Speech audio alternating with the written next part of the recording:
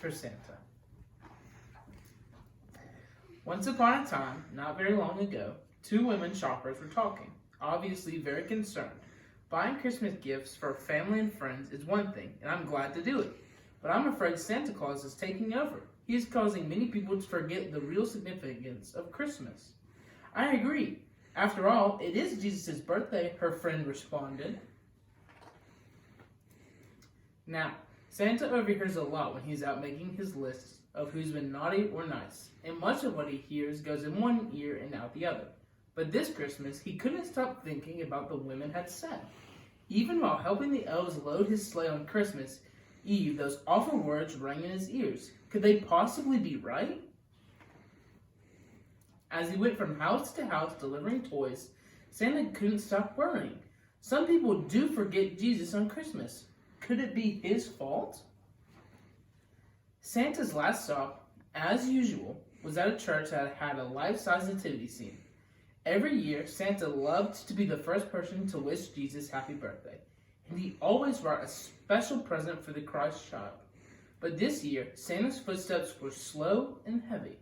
He opened the door on the back of the church and crept into the very last pew.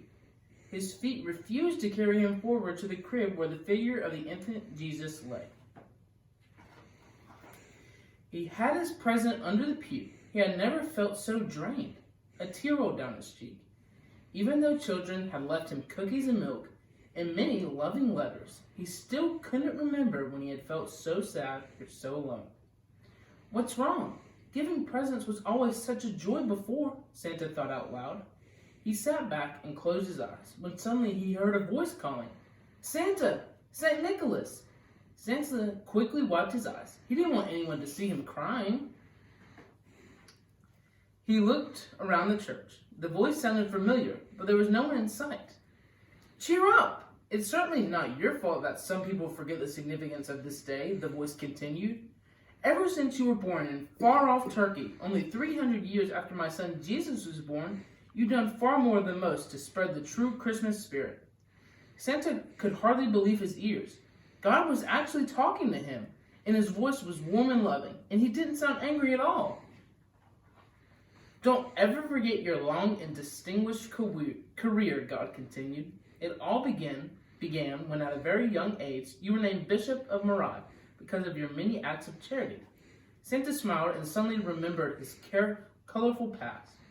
"Everyone called me Nicholas then," he recalled, "and that's when I first discovered how great it feels to help those in need." "And you certainly help them often," God added. "Remember that poor merchant who didn't have enough money to pay for weddings for his 3 daughters? You secretly threw a bag of gold into each girl's window, thinking that no one would see, but someone did. For that good deed, you were named patron saint of young marriageable maidens. The 3 gold balls that hang outside pawn shops to this day represent those 3 bags of gold." Santa chuckled quietly. He'd forgotten that. "You've always loved children," God reminded him. "Among many other good deeds, you were credited with rescuing some young boys from a horrible death and were named patron saint of children." "That's the title I treasure most of all," Santa admitted. "Well, don't tell that to the many sailors who pray to you for help when they are threatened with the stormy seas or shipwreck. You are their patron saint as well." "And I'm the patron saint of Russia too," Santa added proudly. A big smile lit up his face. He certainly had led a busy and exciting life. "Churches in many cities are named after me. My feast day, St. Nicholas Day, is December 6th, a very special day for celebrations and gift giving in many parts of the world." "You are known by many names as well," God reminded Santa. "From the German, you are called Kris Kringle, which literally means Christ child." "That's true, but my most popular name is Santa Claus," Santa interrupted. "Some say it came from the Dutch Sinterklaas, but I like to think it comes from the way small children say St. Nicholas. St. Nicholas, St. Nicholas, Santa Claus." Santa pulled thoughtfully on his beard, looked down at his bright red suit. Red had been his favorite color ever since he wore the red robes of a bishop. But he hadn't been so fat then. Actually, he has only had his round belly for a relatively short time, In 1823, when his friend Clement Moore wrote the famous poem, The Night Before Christmas, it depicted Santa as having a round little belly that shook when he laughed like a bowl full of jelly. Soon, many people were drawing pictures of Santa. The famous political cartoonist Thomas Nast, who created the Republican elephant and the Democratic donkey, was one of the first to draw him with a long white beard and round belly. Later, the Coca-Cola Company featured a Jolly Santa Claus in their Christmas advertisements. Since then, with the help of television, magazines, and newspapers, the figure of Santa Claus is now known everywhere. Jesus and I want to thank you for helping spread the news about Christmas to every corner of the world, God said softly. Every year, you help millions of people, young and old, show how much they love one another.